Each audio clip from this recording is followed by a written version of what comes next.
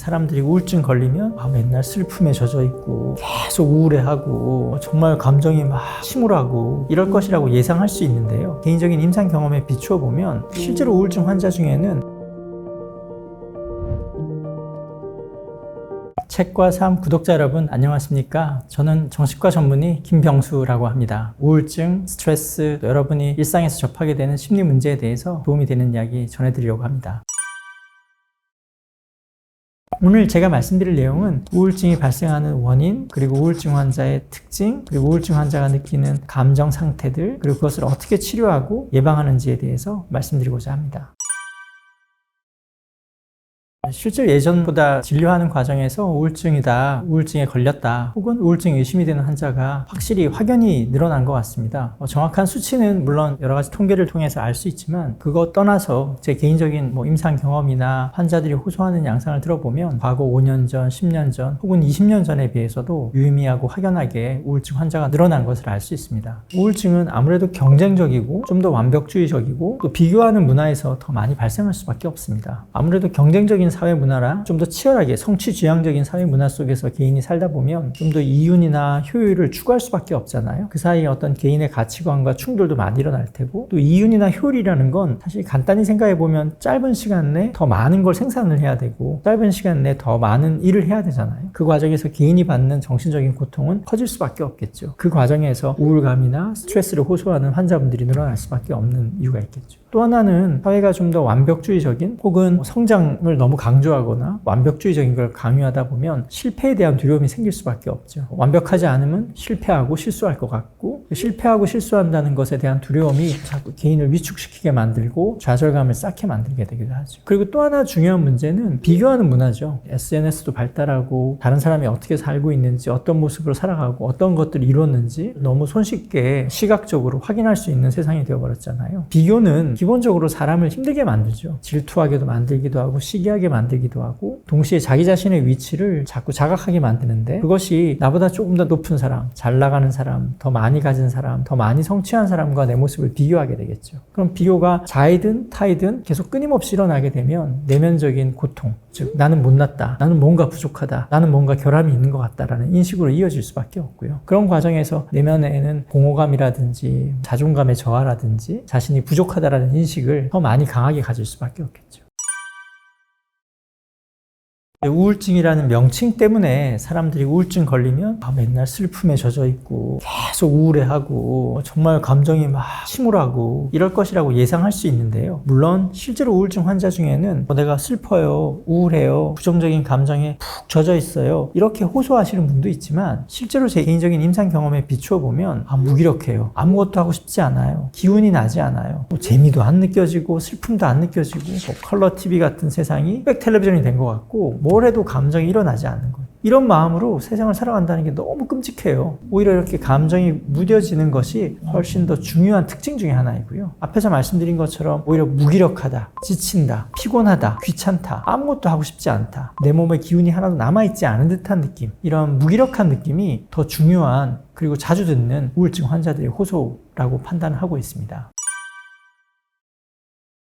정신적인 고통은 누구나 받지만 그 중에서 한 10%, 10명 중에 1명 정도가 우울증에 걸리게 되는데요. 그 우울증에 걸리는 이유는 여러 가지겠지만 좀 더 행동주의적인 관점에서 바라봤을 때는 몇 가지 요인들이 우울증을 유발하게 됩니다. 그 첫 번째가 반추입니다. 기분이 우울해지면 우리는 점점 자기 자신에게 주목하게 돼요. 근데 자기 자신의 강점이라든지 자신의 좋은 점보다는 내가 뭔가 부족한 거 없나, 남들에 비교해서 결함이 있는 건 아닌가, 나의 자아 이상과 비교했을 때 내가 뭔가 모자라는 점은 없는가, 자신의 단점, 부족한 점, 결함에 주목하는 자기 초점적 주의라는 현상이 더 일어나게 됩니다. 우울하면 우울할수록 자꾸 자기 자신의 부정적인 요인에 파고들게 되고요. 동시에 그러면서 내가 옛날에 공부를 더 열심히 했어야 되는데, 내가 더 좋은 데 취직했어야 되는데, 내가 그때 어떤 다른 선택을 했어야 되는데, 다른 사람과 만나서 연애하고 결혼했어야 되는데 등등 과거의 여러 가지 일들을 반복해서 떠올리면서 자책하거나 좌절감에 빠져드는 현상이 일어나죠. 또 하나, 동시에 내가 지금 많이 우울하다면 내가 뭐가 잘못됐기 때문에 난 우울한 우울한 걸까? 나한테 어떤 문제가 있어서 우울한 걸까? 라면서 자신의 우울감에 대한 이유와 원인을 자꾸 찾아가고 그것을 계속 곱씹는 현상이 일어납니다. 마치 소가 음식을 되새김질 하듯이 생각을 자꾸 되새김질하는 것이죠. 그 반추의 결과는 더 깊은 우울입니다. 우리가 보통은 생각을 깊게 하고 성찰하고 숙고하면 어떤 깨달음을 얻거나 해결책이 나오거나 기분이 좋아져야 돼요. 반추는 생각하면 할수록 기분이 좋아지거나 해결책이 나오지 않아요. 자기 비난과 우울감만 더 쌓일 뿐이죠. 이게 반추의 특징이거든요. 반추에 자주 빠져드는 사람일수록 우울감을 더 깊이 느끼고 그 반추가 우울증의 재발의 요인이기도 하고 악화시키는 요인이 된다고 널리 알려져 있습니다. 그래서 내가 지금 우울하다면 혹은 우울증을 앓고 있다면 내 생각의 습관 중에서 자꾸 과거를 되짚고 자기를 비난하는 생각에 빠져들거나 자신의 우울에 대해서 자꾸 곱씹는 그런 생각의 습관이 있는지를 살펴보셔야 하고요. 그 습관을 좀 더 교정하고 알아차리고 건강한 방식의 사고 습관으로 대체하기 위해서 노력할 필요가 있습니다. 또 하나는 행동주의적인 관점에서 우울증을 유발하는 회피와 비활동성입니다. 사람은 기분이 좋다라는 느낌, 행복하다라는 느낌, 긍정적인 정서를 그냥 만들어내지 못합니다. 그냥 아무런 자극 없이 기분이 좋을 수는 없거든요. 외부에서 주어지는 어떤 감각적인 혹은 여러 가지 자극들로 인해서 기분이 변하는 거거든요. 예를 들자면 책을 읽거나 산책을 하거나 운동을 하거나 다른 사람과 대화를 나누거나 자기가 좋아하는 취미에 빠져들거나 이런 활동을 통해서 외부의 자극을 통해서 긍정적인 정서가 불러일으키게 됩니다. 그런데 우울증에 걸려서 무기력해지면 다른 사람들을 자꾸 회피해요. 외부 현실로부터 자꾸 물러나려고 그래요. 사회적으로 철퇴하고 사회적으로부터 위축되는 현상이 일어납니다. 물론 우울 증상에 빠져 있으면 에너지가 없으니까 외부 현실에 적극적으로 참여하지 않게 되는 건 자연스러운 현상이라고도 할 수 있지만 동시에 그것이 우울증이나 무기력을 더 악화시키기도 하는 것이죠. 그래서 회피하고 비활동성에 빠져들면 기존에 있던 우울감이나 무기력은 더 악화될 수밖에 없는 것입니다. 그러나 그런 우울증에 빠져있는 환자분들은 내가 기운이 없으니까 활동할 힘이 없어요. 자꾸 그냥 혼자 있고 싶어요. 그게 자연스러운 거잖아요. 당연하잖아요. 라고 얘기를 하실 수 있습니다. 하지만 그런 당연하다라고 생각하는 마음가짐이 오히려 더 우울증을 악화시킨다라는 점을 잘 인식하고 계시는 것이 중요하겠습니다.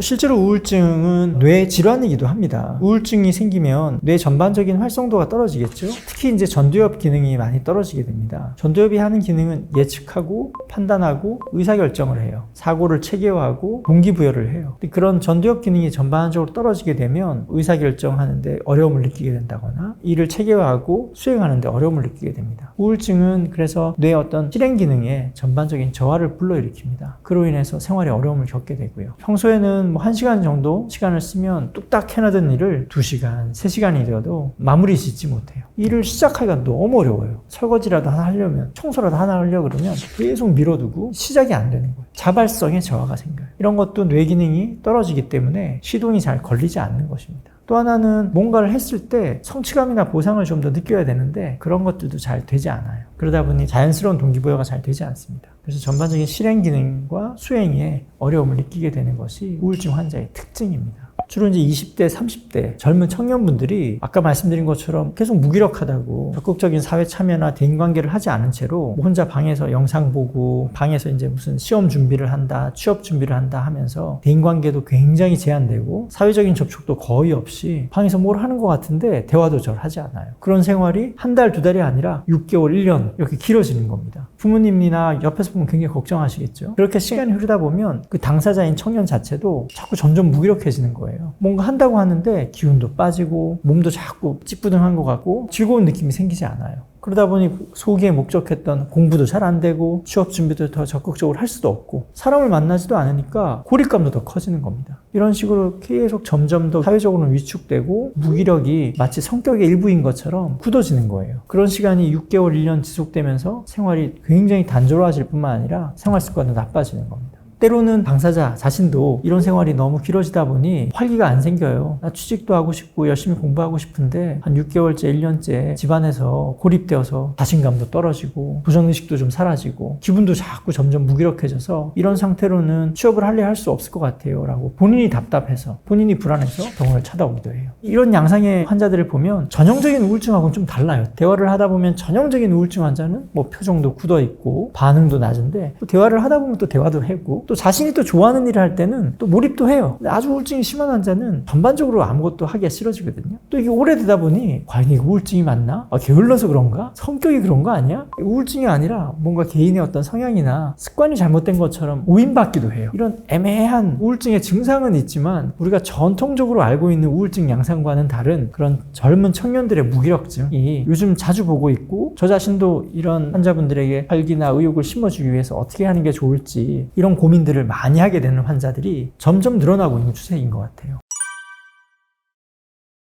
우울증을 100% 예방할 수 있는 방법은 없습니다. 다만 그런 위험 요인을 갖고 있다 하더라도 우리가 변화시킬 수 있는 요인들이 있거든요. 예를 들자면 건강한 생활 습관을 갖는 건 적어도 우울증을 악화시키지 않거나 우울증이 의심이 되는 상황에서 빨리 예방을 하고 벗어날 수 있게 도와주는 행동 양상이 될 수 있죠. 운동하고 건강하게 식사하고 건강한 수면을 취한다면 스트레스 받고 좀 우울해지더라도 빨리 벗어날 수 있겠죠. 내가 이미 우울증이 있는데 행동 습관이 나쁘다면 우울증을 더 악화시키겠죠. 그래서 내가 지금 관리할 수 있는 우울증에 도움이 될 수 있는 습관과 행동을 잘 기르는 것이 우울증 예방에는 핵심이라고 할 수 있고, 그것만이 현재로서는 가능하다라고 말씀드릴 수 있습니다. 그 중에 가장 중요한 요인은, 이건 제 개인적인 견해이긴 하지만 아마 많은 선생님들이 동의하실 텐데, 활동적인 생활 방식을 갖는 겁니다. 하루에 매일매일 200칼로리, 300칼로리, 운동량이 좀 적은 분이라면 그보다는 좀 적을 수는 있겠지만, 혹은 고강도 운동을 하면 우울증에는 더 도움이 될 수 있거든요. 운동 강도를 점점 늘려가면서 운동하는 습관을 길러나가고, 그것이 일주일에 적어도 5번 꾸준히 하는 습관을 기르는 것, 이게 우울증 예방에는 연구를 통해서 증명된 가장 좋은 방법 중에 하나입니다. 우울증에 걸렸다면 비난, 비판, 비교, 이런 언어 습관들을 인식하고 바꾸려고 하는 것들이 가장 중요하다고 생각됩니다. 이런 부분들은 남들도 무의식적으로 혹은 의식하지 않은 채 우울증 환자에게 전하는 경우가 있어요. 예를 들자면 내가 우울증 환자예요. 그런데 스스로도 자기 자신을 비난해요. 난 이것도 안 돼. 난 실패할 거야. 난 해봤자 소용없어. 이거 자기 비난이거든요. 자기를 부정하고 있는 거거든요. 난 쟤보다 뭘 못해. 이 친구보다 뭐가 안 돼. 난 해봤자 소용없어. 비교해서 평가하고요. 상대적으로 자기 자신을 자꾸 낮게 비교하는 생각 습관은 우울증의 온상입니다. 그래서 내 스스로가 내 자신에게 자꾸 비난하는 이야기, 비판하는 이야기, 비평하는 이야기를 스스로에게 하고 있지는 않은지 자기 대화를 점검하셔야 돼요. 우울증 환자 중에는 부정적인 자기 대화를 많이 하는 경우가 많습니다. 우울증 환자의 사고 습관이기도 하고요. 그래서 부정적 자기 대화를 알아차리시고 긍정적인 자기 대화로 변화시킬 수 있도록 스스로 우선 노력해야 되고요. 주변에서도 조심해야 될 것들이 있죠. 의지가 부족하다. 저 친구는 잘하던데 왜 넌 그거밖에 안 되냐. 옆집 아들은 잘하는데 왜 너는 안 되냐. 이런 비교. 때로는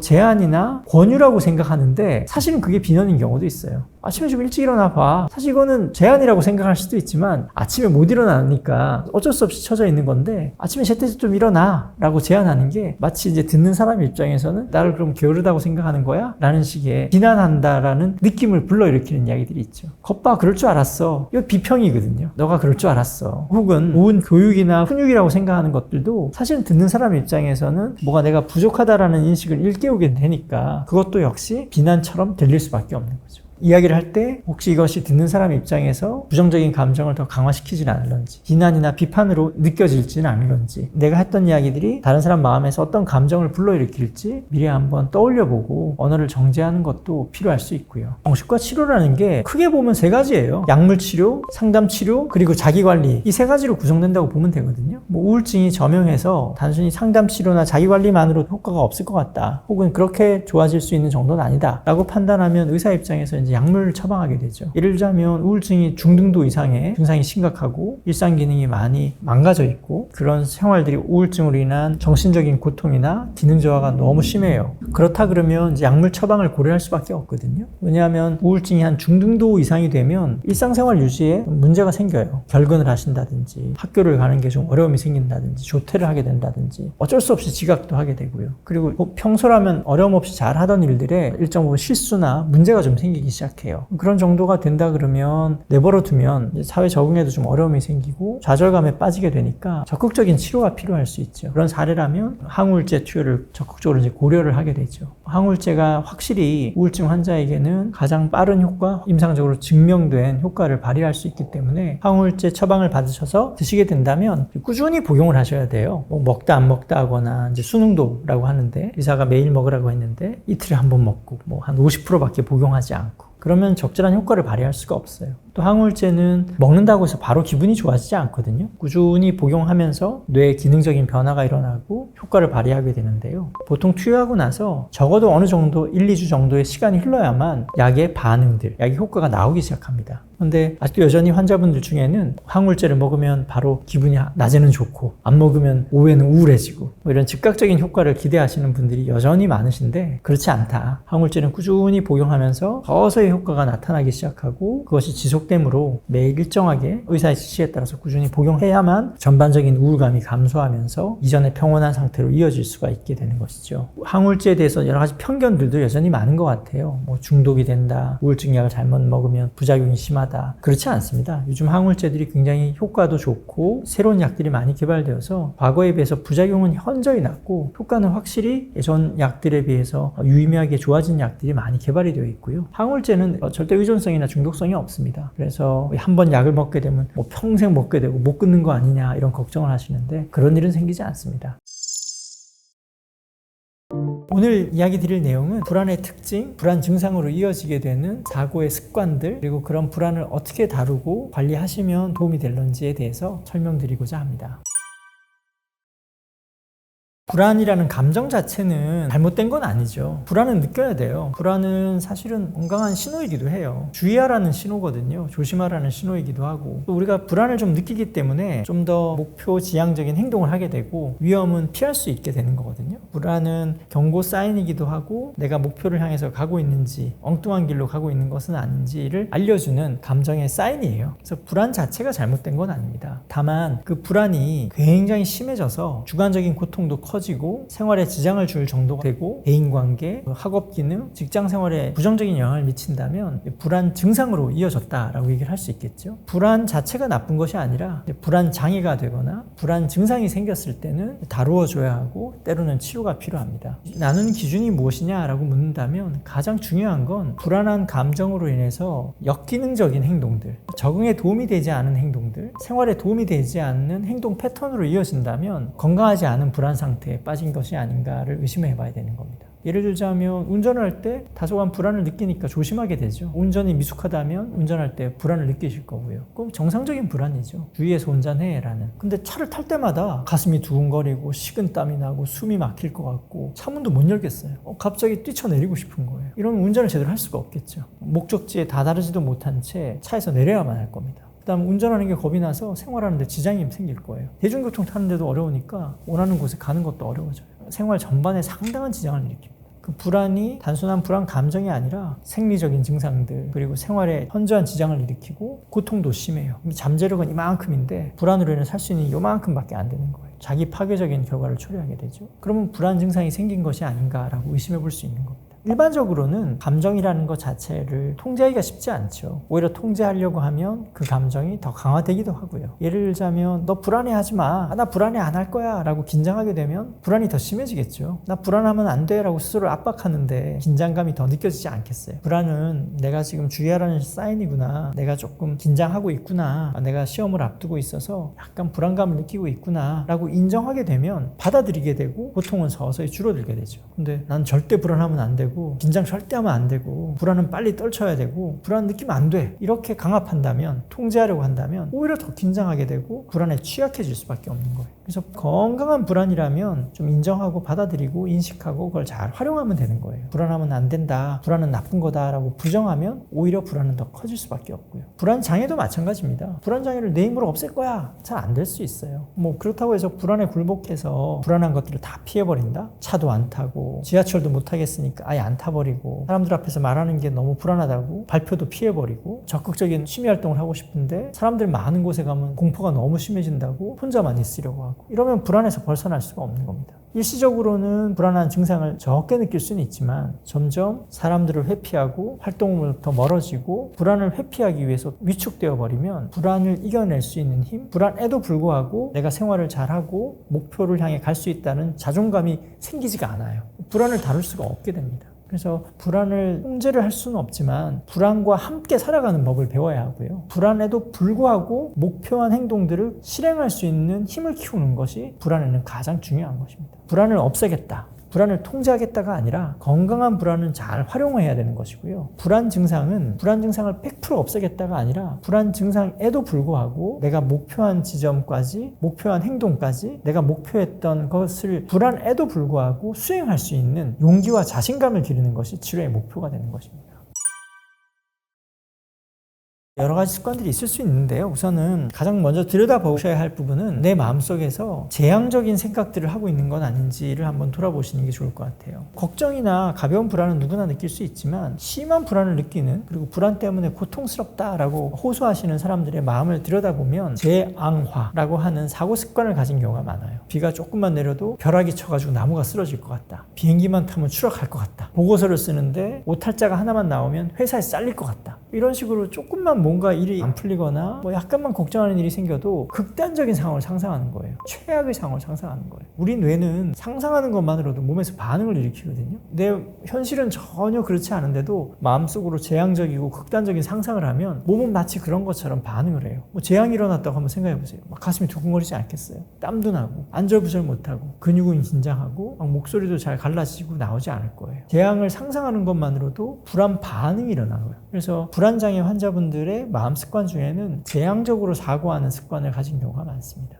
이런 극단적인 생각의 습관이 있는지를 점검을 하시는 게 필요하고요. 또 하나는 일어날 확률이 굉장히 적은 걸 상상하시는 경우가 많아요. 극단적인 사고는 잘 일어나지 않잖아요. 물론 현실에서 일어날 수도 있겠지만 요즘은 미디어가 발달해서 TV에 나오기도 하지만 일어날 확률 자체가 굉장히 낮은 일이라든지 어차피 통제 불가능한 일이라든지 자연재해 같은 이런 것들은 걱정해봐야 내 힘으로, 개인의 힘으로 막을 수는 없잖아요. 내가 통제할 수 없고 일어날 확률이 적은 것이라면 내가 하늘에 맡기자. 그걸 걱정한다고 해서 달라지게 만들 수 없는 것이라면 좀 받아들이자 라고 발생 가능성이 무지무지무지하게 낮은 아주 극단적인 상황들은 좀 수용하고, 그런 부분에 대해서는 너무 여러 가지 가능성들을 너무 과도하게 생각하는 습관들이 있다면 버리는 것이 좋겠죠. 실제로 우리가 육체 노동을 해서 피곤하면 귀찮아지죠. 하루 종일 몸을 쓰는 일을 하고 육체를 써서 막 중노동을 했다면 저녁 시간이 되면 만사가 귀찮고 소파에 누워서 좀 쉬어줘야 돼요. 몸의 에너지를 재충전해야 되거든요. 근데 보통 우리 요즘 현대 직장인들은 육체 노동도 많이 종사를 하시지만 또 정신 노동에 종사하는 분들이 많잖아요. 그런 분들도 피곤하다고 느끼고 일을 끝내고 오면 만사가 귀찮다고 느끼는 경우가 많죠.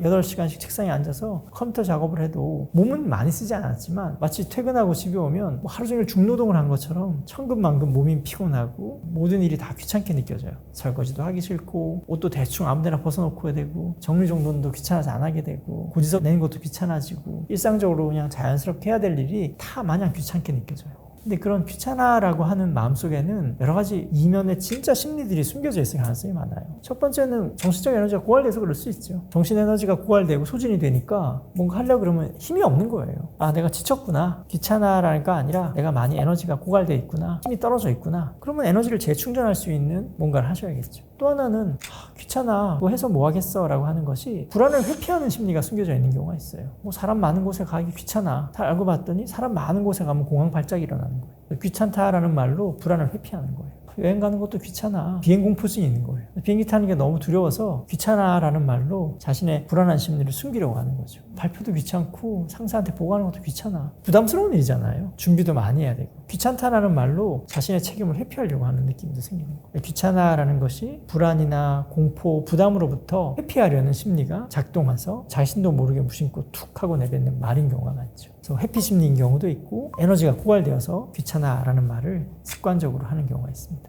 둘 다 귀찮아라는 말로 자기를 정당화해요. 귀찮으니까 안 하는 거다. 회피를 스스로 정당화하게 되고 마치 안 해도 되는 것처럼 인식하게 되어서 점점 자기 자신의 어떤 자신감이라든지 부담스러운 상황을 극복하는 힘에서는 힘을 키우는 데는 오히려 더 방해가 되겠죠.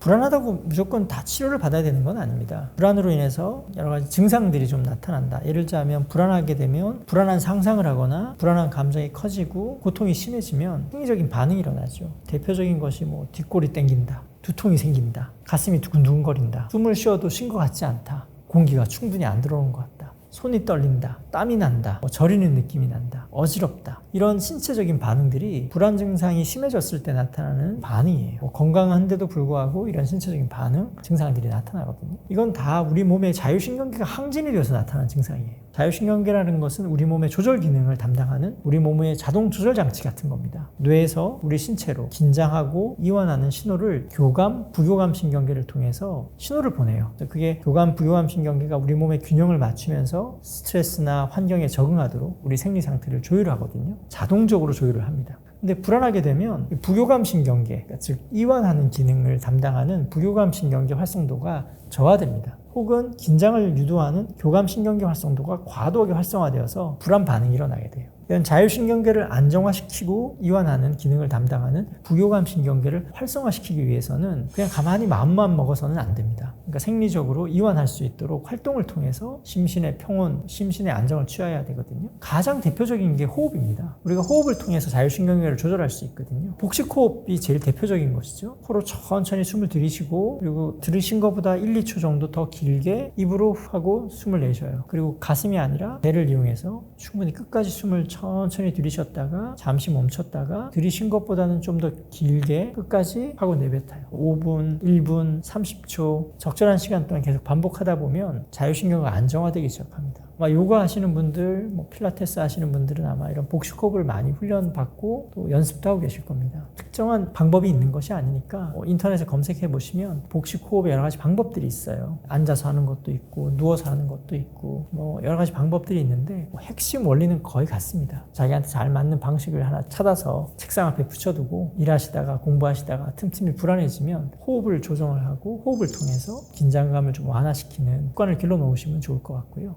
또 하나 호흡뿐만 아니라 호흡을 적극적으로 활용하는 아까 말씀드린 요가라든지 태극권이라든지 이런 적극적인 활동을 통해서도 자율신경계를 활성화시키고 부교감 신경계를 활성화시켜서 평안한 상태를 유도할 수 있고요. 운동도 도움이 됩니다. 격렬하게 운동하면 자율신경이 활성화되었다가 운동이 끝나려면 심신은 이완하게 되거든요. 그래서 오히려 운동을 통해서 불안을 조절할 수가 있어요. 산책도 좋아요. 목욕도 좋고요. 마사지를 받는 것도 심신을 이완하게 만들고 몸을 통해서 평온을 찾게 하거든요. 가드닝, 반려견하고 산책하는 거, 자연 속에서 녹색을 바라보고 있는 것, 이런 다양한 활동들을 통해서 자율신경계를 안정화시키고 부교감 신경계를 활성화시켜서 심신의 평화, 평온을 찾을 수가 있죠. 무엇이 더 좋으냐, 무엇을 해야 되느냐 이렇게 생각하지 마시고요. 이것저것 도움이 될 만한 것들을 시도해 보시는 게 중요해요. 그래서 어떤 분들은 달리기가 잘 맞을 수도 있고요. 어떤 분들은 저녁 시간에 산책하는 게 잘 맞을 수도 있고요. 어떤 분들은 퇴근하고 나서 반신욕하거나 목욕을 하는 게 잘 맞을 수도 있어요. 어떤 분은 요가가 잘 맞는 분도 있고 어떤 분들은 복식호흡이 잘 맞는 분도 있어요.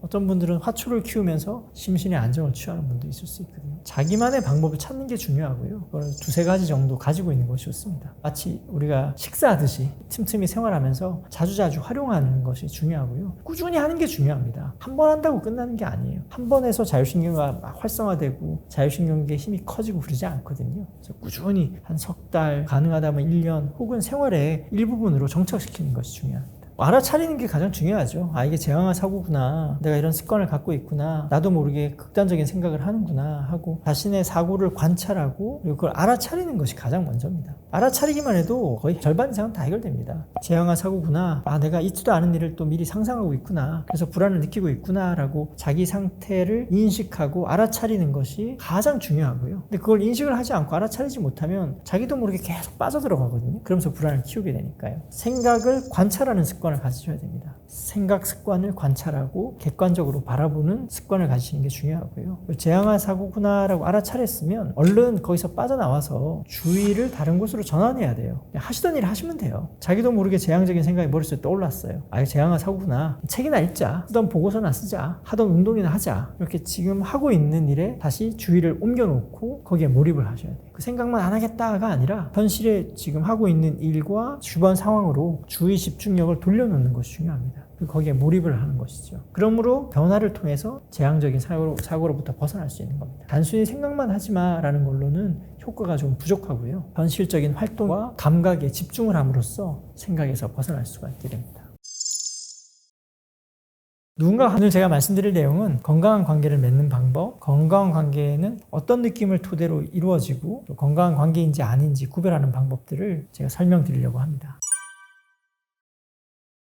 사람은 역시 외롭기도 하고 외롭지도 않기도 한 존재예요. 예를 들자면 좌절되고 고립되면 정신건강에 해로운 건 사실인데, 그렇다고 해서 사람을 주변에 많이 있다고 해서 친구가 많고 만나는 사람이 많다고 해서 그러면 그것에 비례해서 절대적으로 행복하냐? 그렇진 않아요. 점점 더 관계의 숫자보다는 관계의 질이 더 중요해지고요. 더 중요한 건 외롭다라고 느끼는 거에 더 중요한 거예요. 혼자 있어도 내가 외롭다라고 느끼지 않으면 건강에 해롭지 않아요. 고독함을 즐길 수 있거나 혼자 있으면서 뭔가를 스스로 활용할 수 있다면 자기 책을 쓸 수도 있고 글을 읽을 수도 있고 음악을 들 수도 있잖아요. 깨달음을 얻는데도 고독한 시간이 필요하고요. 혼자 있지만 그 시간이 괴롭지 않고 의미 있다라고 느끼면 그 외로움도 건강에 해를 끼치지 않아요. 외로움이라는 것이 정신건강에 부정적인 영향을 미치는 건 주변에 사람이 많으냐 보다 관계의 질이 더 중요하고, 관계의 질 그 자체보다도 내가 외로움을 고통스럽게 인식하느냐 안 하느냐가 정신건강에 더 중요한 영향을 미쳐요. 그렇다면 우리가 중요하게 생각해야 되는 건 사람을 자꾸 내가 친한 사람을 많이 만들겠다 보다는 좀 더 친밀하고 의미 있고 신뢰할 수 있는 사람을 소수라도 정말 신뢰할 수 있는 관계를 얼마나 갖고 있느냐가 중요한 것이고요. 더 중요하게는 혼자 있는 시간을 건강하게 활용하고 혼자 있는 시간을 고통스럽게 인식하지 않는 것이 더 중요한 거예요. 왜냐하면 인간은 절대적으로 외로운 존재거든요. 항상 사람과 있을 수는 없단 말이에요. 그리고 모든 어떤 발명이나 성취는 고독의 시간에서 잉태가 된단 말이에요. 근데 혼자 있지 못해요.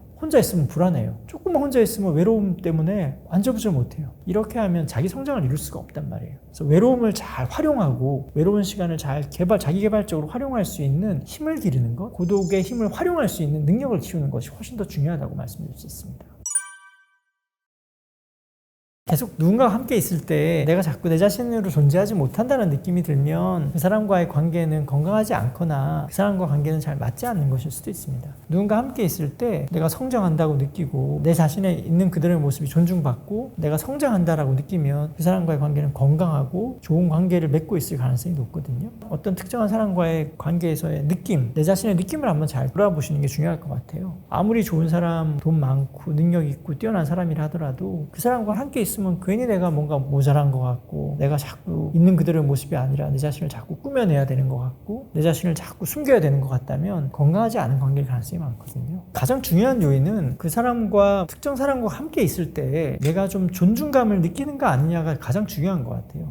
단순히 친절하고 배려하고 이런 느낌이 아니고요. 그 사람과 함께 있을 때 내가 나로서 존재할 수 있는 느낌, 내가 존중받는다는 느낌, 그러니까 내 있는 그대로의 모습이 고유한 모습이 부정당하지 않고 있는 그대로 인정받고 존중받는 느낌이 들어야 돼요. 예를 들자면 누구하고 있어요. A라는 사람과 함께 있는데 그 사람하고 있으면 내 내향적인 성향이 마치 흠집인 것처럼 자꾸 느껴져. 그러면 뭔가 이거는 자연스럽지 않은 관계예요. 있는 그대로 내 모습을 마치 넌 외향적이 돼야 돼. 넌 성격이 그게 문제인 것 같아. 이런 식의 어떤 느낌을 받는다면 그건 건강한 관계가 될 수 없죠. 그 사람과 있으려면 자꾸 거짓을 해야 돼요. 다른 모습을 보여야 되고 내가 아닌 모습을 보여야 되거든요. 그런 관계에서는 친밀감이라든지 신뢰관계가 쌓기가 어렵겠죠. 내가 조금 예민해요. 섬세하고. 근데 그 사람만 하고 있으면 야, 너 예민해서 문제야. 왜 이렇게 날카로워? 이런 얘기 자꾸 듣는 거예요. 그럼 내 자연스러운 내 본성이 부정당하고 마치 잘못된 것처럼 인식하게 되거든요. 그런 관계는 건강할 수가 없죠. 그 사람 앞에서는 무던한 척을 해야 되고 예민하지 않은 척을 해야 된단 말이에요. 그런 관계가 얼마나 오래 갈 수 있겠어요. 넌 섬세한 사람이구나. 넌 혼자 있는 시간도 필요하구나. 라고 있는 그대로의 모습을 인정하고 존중해주는 느낌이 들어야만 관계는 건강해질 수 있거든요. 근데 누군가와 함께 있을 때마다 내가 부정당하는 것 같고 내 고유한 모습이 잘못된 것처럼 느껴지고 뭔가 다른 사람이 돼야 될 것 같고 그 사람이 요구하는 모습을 억지로라도 만들어내야 될 것 같고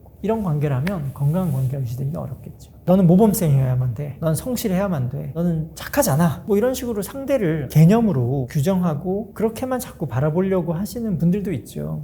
예를 들자면 직장에서라든지 학교에서 어떤 특정한 모습을 강요받는 것. 이런 상황이 되면 사람들은 힘들어요. 왜냐하면 어쨌든 사람은 단순한 존재는 아니거든요. 내 안에 굉장히 다층적이고 때로는 모순적이고 다양한 모습들을 다 가지고 있기 마련이고 그리고 내 모습을 자기 개념을 나라는 사람을 좀 더 풍성하게 만들어 나갈수록 건강하다고 할 수 있거든요. 그냥 딱 한 가지의 모습, 성실하다 이런 한 가지의 모습만 가지고 살면 번아웃에 빠지기 쉽겠죠. 일할 때는 성실하지만 놀 때는 자유롭고 등산을 하고 운동할 때는 적극적이다가도 해그릴 때는 차분하고 친구들하고 만날 때는 잘 맞춰주다가 팀에서 일할 때는 리더십을 발휘한다든지 이런 굉장히 다층적이고 때로는 모순적으로 보이는 요소들을 내 안에 풍부하게 가지고 있는 것이 훨씬 건강하거든요. 근데 어떤 단순한 모습만 강요하거나 그런 모습만 보이기를 강요받는 분위기에 젖어 있다면 힘들어요. 거기에 맞춰야 되니까 힘든 것도 있고요. 내가 나를 좀 더 성장시키는데 방해가 될 수 있겠죠. 한 가지 능력을 크게 키우는 것도 성장이지만 내 모습을 다양한 경험과 학습과 체험을 통해서 내 모습을 다양하게 분화시켜 나가고 풍성하게 만드는 것도 성장이란 말이에요.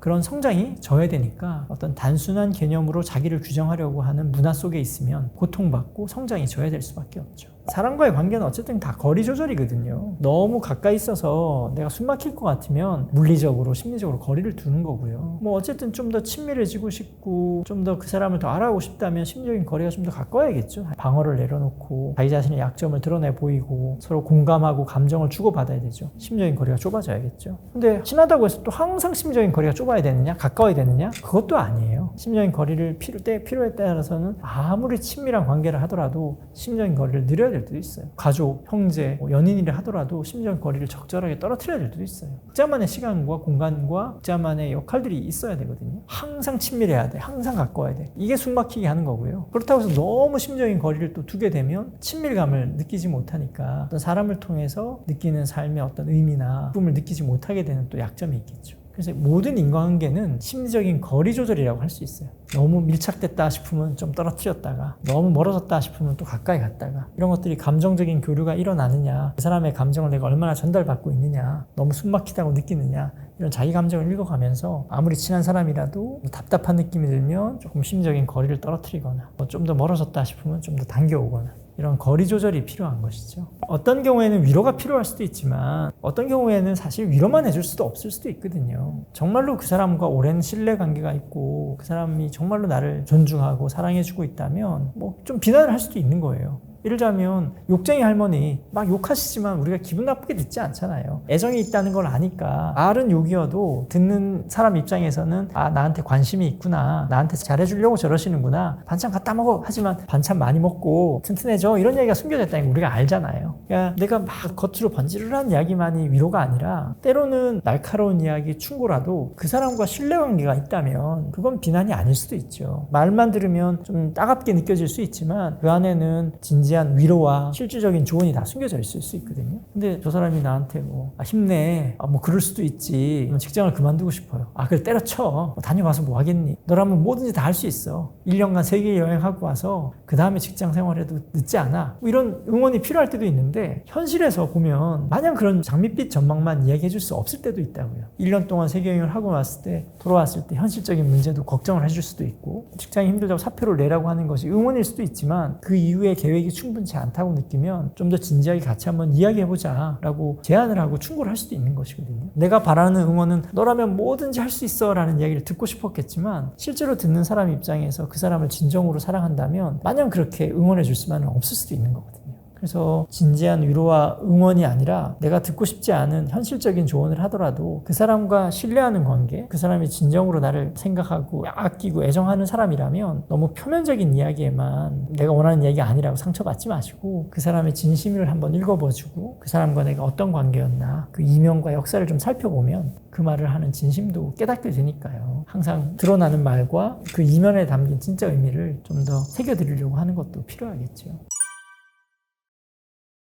저는 개인적으로 대인관계보다도요, 자기 자신과의 관계가 훨씬 더 중요하다고 생각을 하거든요. 사실 사람들은 사람들과의 관계를 피할 수 없고 관계 맺고 살아가야 되긴 하지만 나라는 사람과 내 스스로 맺고 있는 관계의 반영인 경우가 대부분이에요. 내가 내 자신을 싫어하거나 내가 내 자신과 좋은 관계를 맺지 못하면 타인과의 관계도 대부분 다 힘들어지고 왜곡되기 마련이거든요. 실제로 내 자신을 비난하고 확대하는 사람은 다른 사람과의 관계에서도 건강하지 못한 관계 패턴이 나타나기도 해요. 뭐 너무 수동적으로 끌려간다든지 비난받기 싫어서 너무 순응한다든지 반대로 너무 과도하게 방어적이 되거나 적대감을 드러낸다든지 내가 내 자신에게 관대하고 여유가 있으면 마찬가지로 다른 사람에게도 좀 더 관대하고 여유롭게 대하기가 좋아져요. 그런 성향을 더 많이 보여요. 실제로 대인관계에 내가 문제가 있다 혹은 대인관계에 어려움이 있다라고 하면 내가 내 자신을 어떻게 대하고 있나, 내가 내 자신을 어떻게 바라보고 있나를 한번 점검해 보시는 게 더 중요하다고 생각해요. 계속 일정한 게 대인관계 패턴에 문제가 생겨요. 뭐 항상 좋았다가 끝에는 항상 싸우고 관계가 끝나. 근데 그게 한 명이 아니라 내가 보니 내 자신이 자꾸 그런 패턴이 반복되는 것 같아 라고 느껴지신다면 내가 내 자신을 좀 더 내 자신과 어떤 관계를 맺고 있나를 들여다봐야 돼요. 내 행동 패턴이 그런 관계의 습관을 반복하게 만드는 내 요인은 없나를 들여다봐야 되거든요. 예를 들자면 내가 내 자신에 대해서도 항상 작은 일만 생기면 실망해요, 스스로. 내가 내 자신에 대해서 조그마한 실수가 생기면 나를 다그치는 사람이에요. 그러면 대인관계에서도 처음에는 좋다가도 상대가 실수할 수 있거든요. 그럴 때 쉽게 실망하고 쉽게 비난을 해버리게 돼요. 내가 내 자신을 대하는 습관이 대인관계에서도 나타날 가능성이 많거든요. 그래서 대인관계도 중요하고 대인관계를 어떻게 맺느냐도 중요하지만 내가 내 자신을 어떻게 대하고 있는지, 내가 내 자신을 다정하게 대하고 있는지, 내가 내 자신에게 관대한지, 내가 내 자신에게 너무 엄격하고 통제적이고 내가 내 자신을 좀 더 쥐어짜고 있는 것은 아닌지, 그런 모습들이 대인관계에서도 반복되고 있는 것은 아닌지 하고 자기 자신을 돌아보는 것도 중요합니다.